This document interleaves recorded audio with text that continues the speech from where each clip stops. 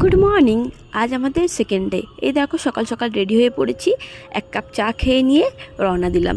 আজ আমরা যাব টুমলিং। তবে টুমলিং যাওয়ার আগে রাস্তাতে মানিভঞ্জন পড়বে, আমরা সেখান থেকে একটা ল্যান্ড রোভার বুকিং করে নিয়ে টুমলিং যাব। আর আমাদের সকলের প্রচণ্ড খিদে পেয়ে গিয়েছিল, সেই জন্য দেরি না করে ঝটপটাকে ব্রেকফাস্টটা সেরে নিলাম। তবে ব্রেকফাস্টের কোয়ালিটি একদমই ভালো ছিল না, বাট ওই যে প্রত্যেকে খিদে পেয়েছে তাই ব্রেকফাস্টটা সেরে ফেললাম। এখান থেকে আমরা ল্যান্ড রোভার বুক করেছি। ল্যান্ড রোভার এক একটার ভাড়া 9000 করে। বার্গেনিং যদি করতে পারে তাহলে হয়তো আর একটু কমবে।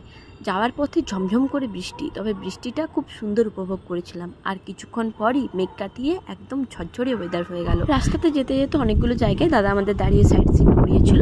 খুব ভালো ভালো ভিউ যেখানে যেখানে সেখানেই দাঁড়িয়েছিল। এরপর আমরা আস্তে আস্তে নেপাল বর্ডারে ঢুকে পড়লাম। নেপাল বর্ডারে আসার পর আমাদের কারোরই নেটওয়ার্ক কাজ করছিল না, ওই জন্য গাড়িতে গান লাগিয়ে আমরা ডান্স করছিলাম রাস্তাতে। তারপর আমরা দেখতে দেখতে চলে আসলাম আমাদের হোমস্টে। আমাদের হোমস্টেটা কিন্তু নেপালেই ছিল। আমাদের হোমস্টে আসার পর সকলে রুমে গিয়ে ফ্রেশ হয়ে, এই দেখো রুমের ভেতর থেকে ভিউটা দেখাই একটু, খুব সুন্দর ভিউ ছিল। তারপর প্রত্যেকের প্রচণ্ড খিদে পেয়ে গেছে, সে তো আর বলার অপেক্ষা রাখে না। সকলেই ডাইনিংয়ে গিয়ে একসাথে লাঞ্চ করলাম। আগেও বলেছি পাহাড়ের খাবার আমার মারাত্মক সুন্দর লাগে। আমি বাড়িতে যা খাই তার থেকে মোটামুটি ডাবল খাই পাহাড়ে আসলে। যাই হোক, তারপর আমরা লাঞ্চ করার পর একটু সাইড সিনে বেরোলাম। এই দৃশ্য দেখে তো আমাদের নড়তেই ইচ্ছে করছিল না, এত ভালো লাগছিল, ইচ্ছে করছিল এক দৃষ্টিতে শুধু তাকিয়ে থাকে। এইভাবে ওখানে সময় কাটানোর পর আমাদের ইভিনিং স্ন্যাক্সের টাইম হয়ে গিয়েছিল।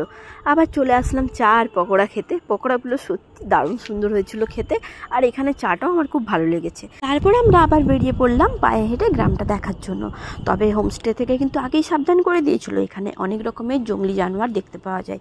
আমরা যেন সাবধানে ঘোরাফেরা করি আর সন্ধ্যের মধ্যেই ফিরে আসি।